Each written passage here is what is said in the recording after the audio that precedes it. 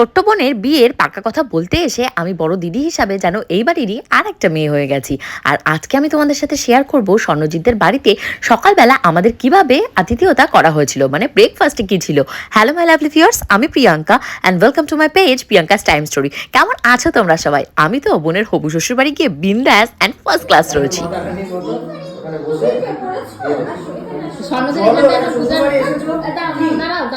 পূজাকে এখন বর্ষা সবাই আসবে।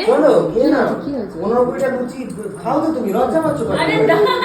তোমারই বাড়ি, লজ্জা পেও না। চলো চলো চলো, লুচি আছে আছে, অসুবিধা নেই। অসুবিধা নেই, বাড়িতে পূজা 15টা করে লুচি খায়। এখানে খেতে বসতেও লজ্জা লাগছে। আরে চলো চলো, অসুবিধা নেই।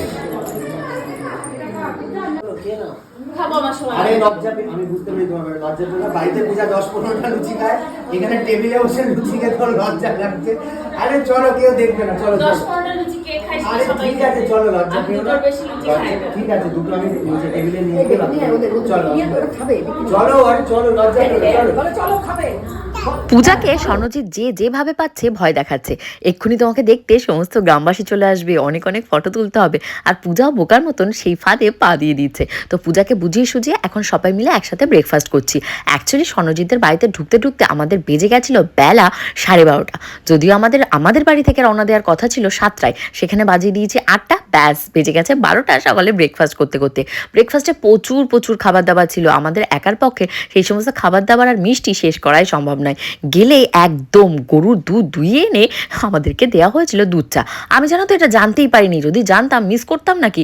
জানো তো দুধ চাটা আমার মিস হয়ে গেছে। তারপর ছিল গরম ফুলকো ফুলকো লুচি, আর তার সাথে পনির দিয়ে কাবলি ছানার মালাইকারি, আর তার সাথে ছিল 5 রকমের মিষ্টি। ইলিশ মাছের কোল, কালো কালো সরভাজা মিষ্টি, কি ছিল না। মিষ্টি তো আমি একটাও খেতে পারিনি। স্বর্ণজিতের বাবা জানো তো পূজা ইলিশ মাছের কোল মিষ্টি ভালো খায় বলে কোথা থেকে খুঁজে এনেছে। নবরত্ন কোরমা, তাই তো কোরমা রান্না। আর এখানে ভাত বসাবে বলে এই যে এখানটায় ধোয়া মোছা চলছে। বাবা কড়াইয়ের সাইজটা দেখো, যা বড় সাইজের কড়াই।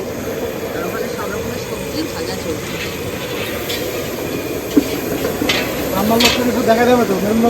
হ্যাঁ তাই তো, হ্যাঁ এখানে কত লোক দেখে না ব্লগ, সেটাই তো। ওই দেখো পনির টনির ভিজিয়ে রেখে দিয়েছে। এবার সে যে সবজি কাটা চলছে, এখানেও সমস্ত ভাজা ফ্রাই চলছে। গ্রামে গিয়ে যে যার মতন গ্রাম ঘুরতে বেরিয়ে গেছে, কেউ কারোর জন্য ওয়েটই করেনি। তো কাউকে খুঁজে না পেয়ে আমি রাস্তায় আসতেই দেখি এই ভদ্রলোক এই রকম গাড়ি সাজিয়ে এত হরেকমাল নিয়ে চলে এসছে। আর লোভ সামলাতে পারিনি, দাঁড় করিয়ে কি আছে গো, ব্যাস কেনাকাটা করতে শুরু করে দিলাম। এখানে কিন্তু জাস্ট আজকের ব্লগটা তোমরা দেখতে পাচ্ছ। পরবর্তী ব্লগে পাকা দিনক্ষণ কি কি